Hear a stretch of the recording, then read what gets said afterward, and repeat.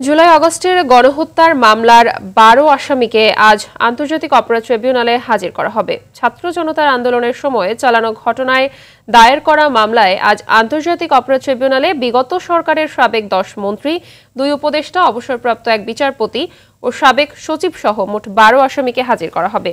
ওই ১২ জন হলেন সাবেক মন্ত্রী আনিসুল হক, ফারুক খান, দীপুমণি, রাশেদ খান মেনন, হাসানুল হক ইনু, গোলাম দস্তগীর গাজী, সাবেক প্রতিমন্ত্রী কামাল আহমেদ মজুমদার, জুনায়েদ আহমেদ পলক, সাবেক প্রধানমন্ত্রীর প্রধান উপদেষ্টা সালমান এফ রহমান, তৌফিক ইলাহি চৌধুরী, আপিল বিভাগের অবসরপ্রাপ্ত বিচারপতি শামসুদ্দিন চৌধুরী মানিক ও সাবেক স্বরাষ্ট্র সচিব জাহাঙ্গীর আলম রয়েছেন।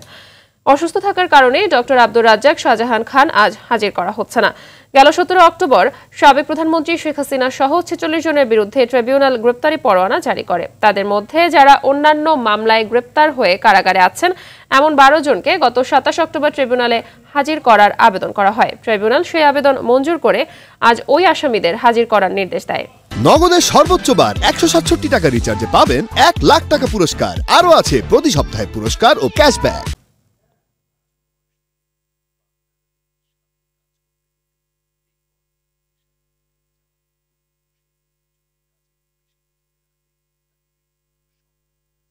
নাম্বার 2 অফ 2024 সেখানে একমাত্র আসামি শেখ হাসিনা।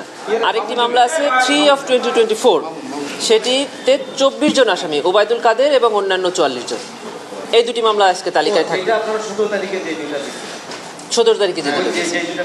রাইট, ঠিক আছে। ওবায়দুল কাদের সহ অন্যান্য ৪৪, হ্যাঁ, সব মিলিয়ে ৪৫ জন রাইট।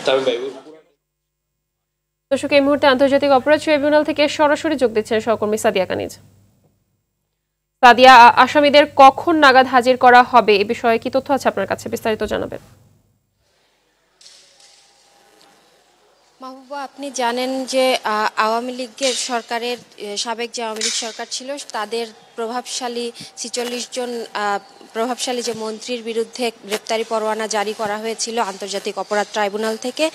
তাদের মধ্যে ১৪ জনকে আজকে আন্তর্জাতিক অপরাধ ট্রাইব্যুনালে হাজির করা হচ্ছে এবং সেই জায়গা থেকে আসলে ১৪ জনকেই আজকে হাজির করা হবে ঠিক ১০টা নাগাদ, এমনটি আমাদেরকে এখানকার প্রসিকিউটর জানিয়েছেন। এবং তাদের সাথে কিন্তু আসলে যতটুকু আমরা জানতে পেরেছি একজন করে আইনজীবী এবং তাদের যে স্বজনরা আছেন তারা তাদের সাথে আসলে সাথে থাকতে পারবেন, এমনটি আমাদেরকে জানানো হয়েছে। নগদের সর্বোচ্চ বার ১৬৭ টাকা রিচার্জে পাবেন ১ লাখ টাকা পুরস্কার। আরও আছে প্রতি সপ্তাহে পুরস্কার ও ক্যাশব্যাক। এবং আমরা যতটুকু জানতে পারলাম যে এই ১৪ জনের মধ্যে আসলে ২ জন অসুস্থ থাকায় হয়তো বা তাদেরকে হাজির করা হবে না। এবং আজকে যে দুটি মামলা, সেই দুটি মামলার কার্যতালিকায় যে দুটি মামলা রয়েছে সেই মামলায় আসলে এই আসামিদেরকে হাজির করা হচ্ছে এবং সেই মামলাগুলোর তদন্ত প্রতিবেদন আজকে জমা দেওয়া হবে এখানে। এবং তদন্তের যে অগ্রগতি কত দূর এগোলো সেইগুলো কিন্তু আসলে আজকে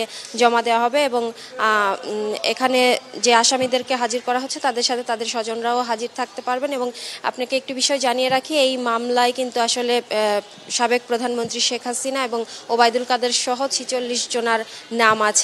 দুটি যে মামলার কথা বলা হচ্ছে সেই দুটি মামলার তদন্ত অগ্রগতি প্রতিবেদনই কিন্তু আজকে জমা দেওয়া হবে।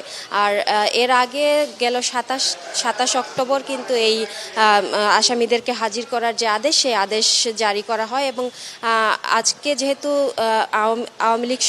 সাবেক আওয়ামী লীগ সরকারের প্রভাবশালী মন্ত্রীদেরকে হাজির করা হচ্ছে, সেই জায়গা থেকে কিন্তু আইন শৃঙ্খলা পরিস্থিতিও এখানে জোরদার করা হয়েছে যাতে কোনো ধরনের অনাকাঙ্ক্ষিত ঘটনা না ঘটে। এবং তাদেরকে সকাল ১০টা নাগাদ হাজির করা হবে আর ঠিক ১০:৩০ নাগাদ আসলে কোর্ট বসবে, এমনটি আমরা জানতে পেরেছি।